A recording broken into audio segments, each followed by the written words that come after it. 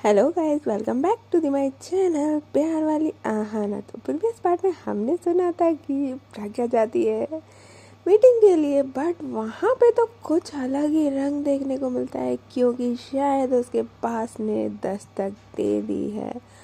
जिससे वो मिलती है वो शॉक्ड हो जाती है और उसके साथ डील नहीं करना चाहती। आखिर ये अनामिका है कौन? पता नहीं, कोई तो होगी ही। हाँ, बट प्रज्ञा जब अनामिका से मिलती है तो उसके बाद वो पूरी डिस्टर्ब हो जाती है। कोई तो ऐसा राज है शायद जो प्रज्ञा छुपा रही है, खुद से भी और सबसे भी, हो सकता है। और फिर क्या था, जब वो क्लब में जाती है शोशी के कहने पे ड्रिंक करके, तो वहाँ पे भी अनामिका उसको फॉलो करते हुए पहुँच जाती है। और वो तो पूरी की पूरी नशे में होती है और नशे में सिर्फ और सिर्फ दीक्षा का नाम लिए जा रही थी। I miss you Diksha, I love you Diksha. और वो अनामिका उसको पकड़ी हुई थी और जब वो ये सुनती है तो उसको गुस्सा आता है और वो डायरेक्ट उसको अपने घर में लेके जाती है। अब इसके आगे जो दीक्षा होती है, क्योंकि उसको पता था कि प्रज्ञा ने ड्रिंक करा हुआ है, तो वो काफ़ी नाइट तो नहीं था, वहाँ पे डे था, उसको बेचैनी सी हो रही थी, एक अजीब सी बेकरारी सी। एक होता है ना कि यार अगर हमारा पार्टनर या कोई क्लोज वन भी होता है और वो कुछ परेशान है या वो किसी मुसीबत में है, तो हमें समथिंग समथिंग तो फील होता ही है। बस अभी दीक्षा को भी ना कुछ इसी तरीके का फीलिंग आ रही थी कि आखिर प्रज्ञा ने इतना ड्रिंक क्यों करा हुआ था, वो ठीक तो है ना। वो शोशी को मैसेज करती है, शोशी कोई भी रिप्लाई नहीं करती है। अब भाई क्योंकि उसको पता था कि वहाँ पे नाइट हो रहा है, तो वहाँ पे अब शोशी को इतनी नाइट में कॉल करना सही नहीं लगता। उसने फिर प्रज्ञा को भी मैसेज किया था और प्रज्ञा का भी कोई रिप्लाई नहीं था। तो दिशा सोचती है शायद मेरा ही वहम है, मैं इतना क्यों सोच रही हूँ, छोड़ो, मैं अपना ध्यान लगाती हूँ काम पे। अब वो जितना किचन में काम कर रही थी, तो कभी उसका बर्तन गिर जाता, तो कभी लिटरली उसकी फिंगर हल्की सी कट हो जाती, कभी छौंकते टाइम वो नमक की जगह पे मिर्च डाल देती, तो कभी कुछ, मतलब समथिंग 1 घंटे के अंदर उसके साथ इतना गलत हो रहा था कि उसका पूरा दिमाग खराब हो चुका था। जब उसकी बुआ जी आती है और बोलती है कि बेटा तुम्हें क्या हुआ है, इतना परेशान क्यों हो रही हो, तुम कुछ किसी बात को लेके परेशान हो? तो दीक्षा कहती है कि नहीं, कुछ नहीं हुआ बुआ।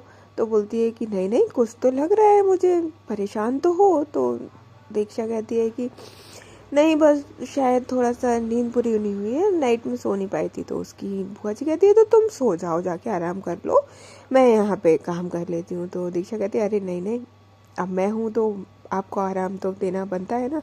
उसकी बुआ कहती है आराम के चक्कर में सारा काम बिगाड़ दिया है, देखो जरा किचन की हालत क्या कर दी है। मुझे तो लगा था ससुराल में जाके शादी के बाद तुम अच्छी सुधर जाओगी, बट तुमने तो अपनी हालत ही बुरी कर रखी है।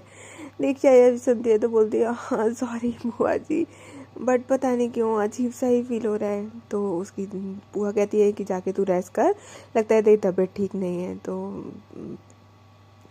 दीक्षा कहती है अब वो रूम में जाती है। अब भाई रूम में तो उसको और बेचैनी हो रही थी, वो बैठ ही नहीं पाई थी, बार बार फ़ोन उठाए, बार बार फ़ोन रखे, कभी इधर टहले कभी उधर टहले, उसको बिल्कुल भी चैन नहीं आ रहा था।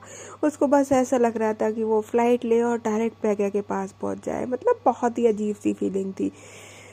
हाँ, वो एक्सप्रेस नहीं कर पा रही थी, वो लिटरली ऐसे फील हो रहा था कि बस मुझे प्रज्ञा से मिला दो, प्रज्ञा ठीक तो है ना, सब कुछ ठीक है ना, मुझे इतना गंदा और बेचैनी क्यों फील हो रही है आखिर। दीक्षा बेचारी, उसकी हालत बहुत बेकार हो रखी थी, उसको चैन नहीं आ रहा था, उसको अपने ही रूम में काफ़ी सफोकेटेड सफोकेटेड लग रहा था, जबकि रूम पूरा खाली था। आई मीन टू से कोई कोई अदर पर्सन नहीं था। उसके बाद भी वो वहाँ से गार्डन की तरफ निकल जाती है। उसकी बुआ फिर आवाज़ लगाती है कि क्या हुआ बेटा, कहाँ जा रही हो? तो बोलती है कि कहीं नहीं, थोड़ा गार्डन में जा रही हूँ, मुझे अजीब सा ही लग रहा है। और वो बाहर गार्डन में जाके बैठ जाती है। अब जब वो गार्डन में बैठती है तो उसको फिर भी वहाँ पे बिल्कुल मन नहीं लग रहा था। तो वो सोचती है कि क्यों ना मैं थोड़ा सा अपने घर यानी कि अपने ससुराल हो आती हूँ, वहाँ पे नानी माँ और मम्मी से मिलूँगी तो थोड़ा ठीक फील होगा।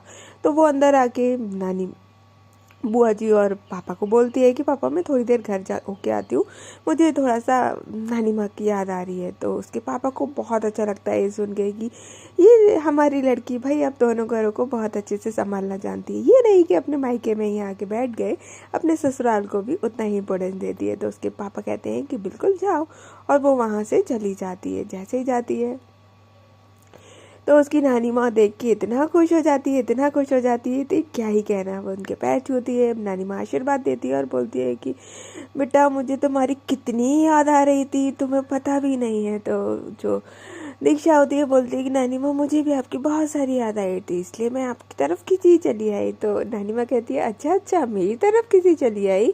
तो दीक्षा बोलती है हाँ, तो यहाँ पे तो प्रज्ञा है ही नहीं ना, तो आपसे मिलने आई हूँ ना। तो नानी माँ कहती है हाँ हाँ, और उसको गले से लगा लेती है। वहीं उस पर मम्मी आती है, तो वो मम्मी से भी गले मिलती है, आशीर्वाद लेती है और बोलती है कि आई मिस यू सो मच। तो उसकी मम्मी और नानी वो बहुत खुश हो जाते हैं जब दीक्षा को देखते हैं, बट उसका थोड़ा सा फेस डाउन था। तो उसकी नानी माँ और उसकी मम्मी दोनों साथ में ही बोलते हैं कि कुछ बात हुई है कि प्रज्ञा और तुम्हारा फेस डाउन लग रहा है।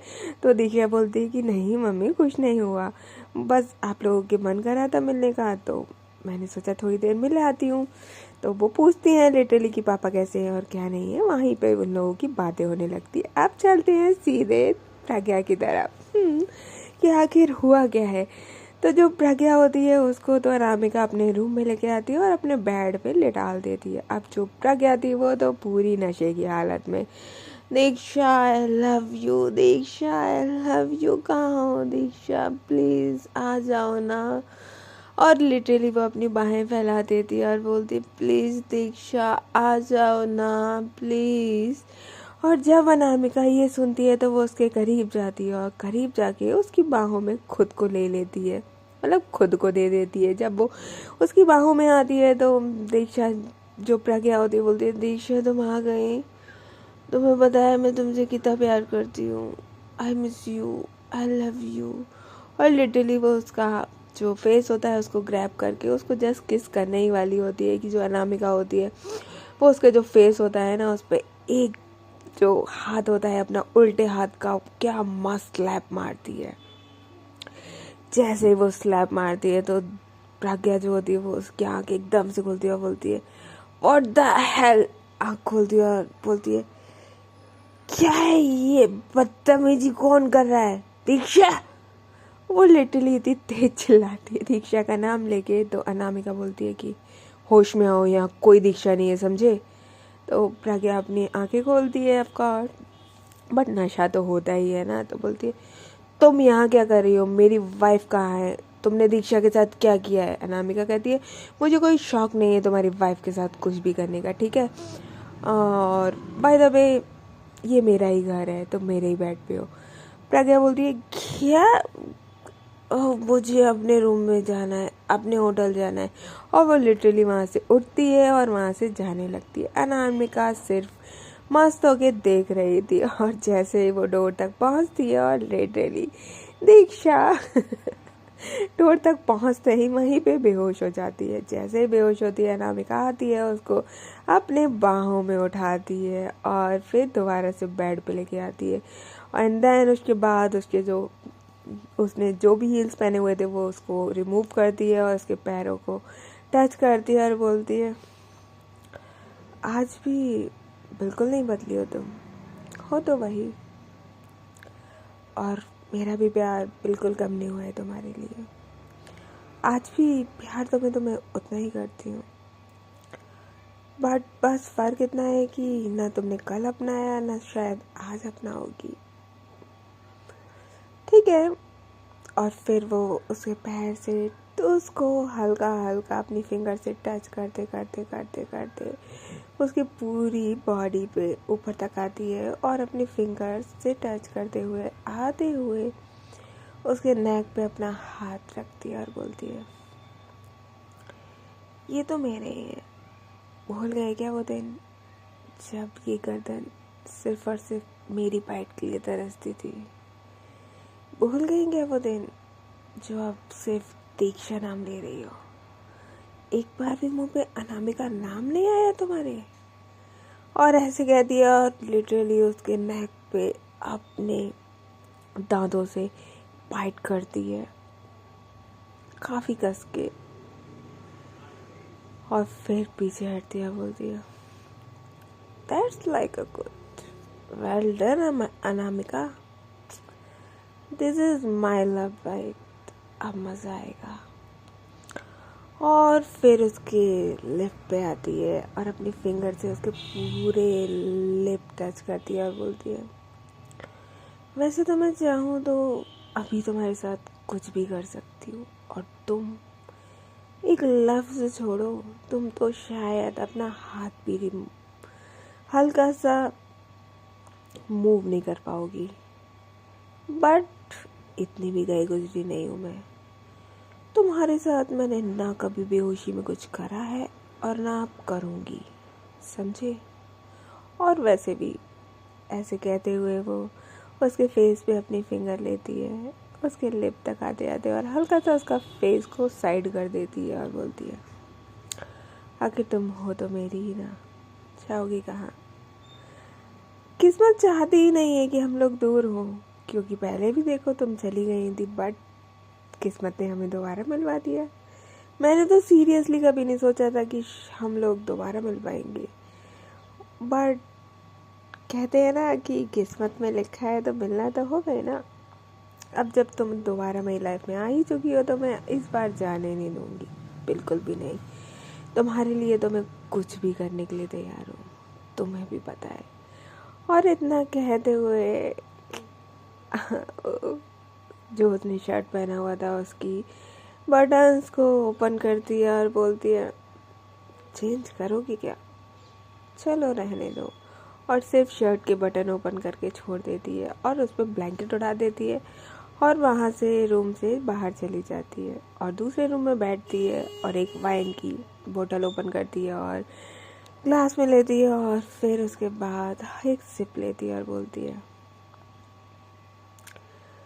मैं चाहूँ ना, जो पाऊँ, जो चाहूँ मैं वो पा सकती हूँ। बस एक इकलौती तुम ही हो जिसको मैंने चाहा है बट पा नहीं पाई, और इस बार जब भगवान ने मुझे दोबारा मौका दिया है तो नॉट पॉसिबल कि ये मैं छोड़ दूँ।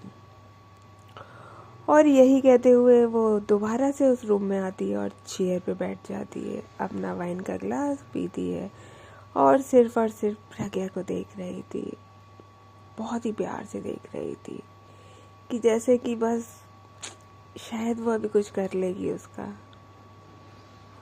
और उतनी ही देर में दोबारा से प्रज्ञा का जो फ़ोन होता है उसमें एक मैसेज पॉपअप होता है, अब कॉल, क्योंकि उसके वो जेब में ही था फ़ोन, तो अनामिका आती है उसके पास, उसके जेब में पॉकेट में देखती है कि फ़ोन है और वो निकालती है और देखती है कि दीक्षा माय वाइफ। Oh okay. और ऐसे देखती है तो वो लिटरली वहाँ पे सिर्फ और सिर्फ एक चीज़ करती है, जो प्रज्ञा भी सो रही थी, जो उसने ब्लैंकेट उड़ाया था वो हटाती है और शर्ट के तो बटन ओपन ही थे। उसके अंदर सिर्फ और सिर्फ दीक्षा ने लिटरली ब्रा पहनी हुई थी और जो उसने लब बाइट दिया हुआ था वो फेस को साइड करती है और वो लब बाइट दिख रहा था। और ऐसा एक प्यारा सा पिक लेती है सिर्फ प्रज्ञा का, और वो पिक लेके दीक्षा का जो मैसेज आया था कि आप कहाँ हो, सो रहे हो क्या, मुझे आपकी बहुत याद आ रही है, आई मिस यू सो मच, पता नहीं क्यों अजीब सी बेचैनी हो रही है, आप ठीक तो हो ना, इतना बोल के सिर्फ इतना ही लिखा हुआ था। और जो अनामिका होती है वो फ़ोटो क्लिक करके उसी जो चैट पे ये फ़ोटो सेंड कर देती है। ओ गॉड, दीक्षा एक्चुअली ये मैसेज करके घर पे चली गई थी नानी माँ से मिलने, तो उसने फ़ोन को साइड में रखा हुआ था, वो नहीं देख पाती। जब नानी माँ और मम्मी से मिलती है तो उसको पता नहीं चलता कि मैसेज आया हुआ है। एंड देन उसके बाद जो अनामिका होती है वो देख रही होती है कि सीन करा कि नहीं, बोलती है क्या ही वाइफ है, सो कॉल्ड नथिंग स्पेशल, मैंने कुछ भेजा है, वैसे तो इतना लंबा चौड़ा मैसेज करा है तुम्हें, बट अब देखो जब मैंने तुम्हारा पिक भेजा है तो उसने सीन तक नहीं किया, सिर्फ दिखाने के लिए वाइफ रखी हुई है क्या? आई डोंट थिंक सो ये तुम्हारी लायक भी है। चलो कोई ना, तुम मेरे तो लायक हो ना।